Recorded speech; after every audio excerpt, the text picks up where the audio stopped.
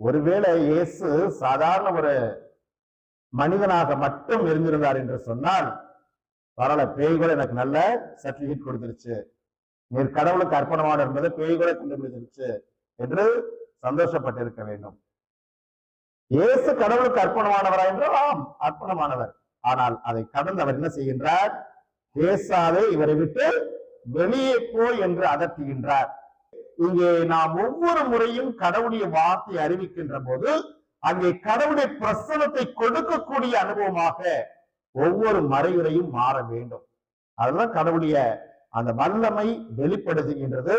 கடவுளுடைய வல்லமை வெளிப்படக்கூடிய காரணத்தினால் அதில் பங்கெடுக்கக்கூடிய ஒவ்வொருவருக்கும் கடவுளுடைய அருள் வரம் என்பது நிரம்ப கிடைக்கின்றது. இதை நாம் உணர்ந்து கொண்டோம் என்று சொன்னால் நிச்சயமாக ஒவ்வொரு மறையுறை அனுபவமும் இறைவனை நோக்கிய பயணத்தில் நம்மை ஈடுபடுத்திக் கொண்டிருக்கும்.